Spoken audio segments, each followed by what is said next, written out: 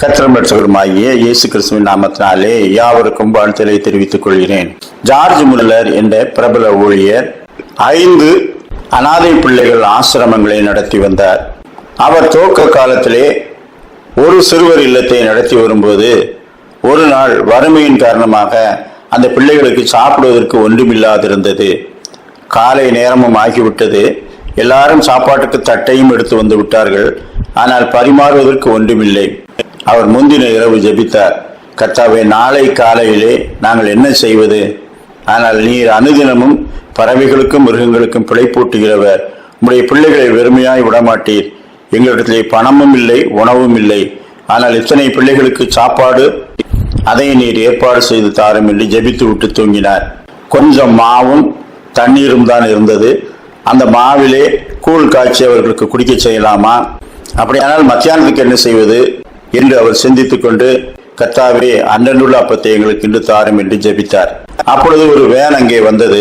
அந்த வேனில் இருந்து இறங்கியவர் அவரிடத்திலே வந்து, ஐயா, நேற்று இரவு என்னால் தூங்கவே முடியவில்லை. அருகில் இருக்கிற சிறு பிள்ளைகள் இல்லத்திற்கு ஏதாவது கொடு என்று கர்த்தர் என்னை ஏவிக்கொண்டே இருந்தார். உன்னுடைய பேக்கரியில் இருக்கும் எல்லா ஊழியர்களையும் உணவை தயாரிக்க சொல் என்று சொன்னார். அநேக ஊழியர்களை தட்டி எழுப்பி சிறு பிள்ளைகளுக்கு உணவளிப்பதற்கு ஏதாகிலும் தயாரியுங்கள் என்று சொன்னேன். எனவே அதை உங்களுக்கு கொண்டு வந்து கொடுத்திருக்கிறேன் என்று சொன்னார். இவர் ஆச்சரியப்பட்டு, அப்படியானால் கர்த்தர் நிஜமாகவே எல்லா இடத்திலும் கிரியை செய்கிறவர், எந்த இருதயத்தையும் தமக்கு நேராக திருப்பிக் கொள்ள வல்லவர் என்று நன்றி செலுத்திவிட்டு எல்லாருக்கும் அந்த ரொட்டி மற்றும் உணவுகளை பரிமாறினார். அப்பொழுது மற்றொரு வேன் வந்து நின்றது.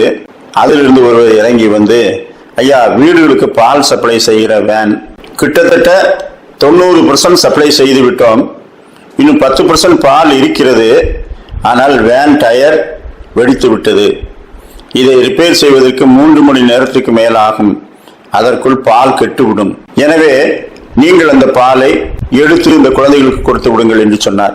அவர்களுக்கு காலை பொழுதிற்கும் மத்தியான பொழுதிற்கும் தேவையான அளவு பால் இருந்தது. கர்த்தர் பிழைப்பூட்டுகிற தெய்வம்.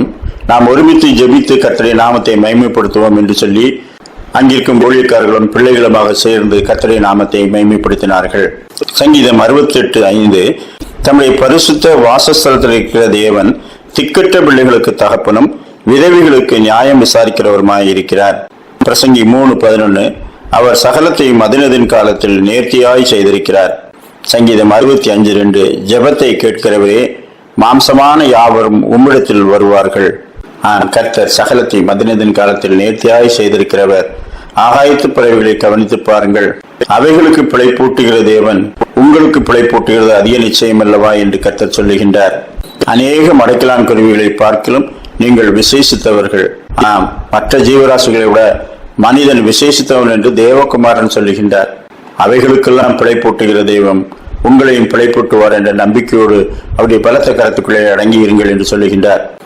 அப்படிப்பட்ட சிந்தனைகளோடு வாழ கர்த்தர் தாமே இந்த நாளிலும் நமக்கு நல்ல கிருபைகளை தந்தருள்வாராக. ஆமேன்.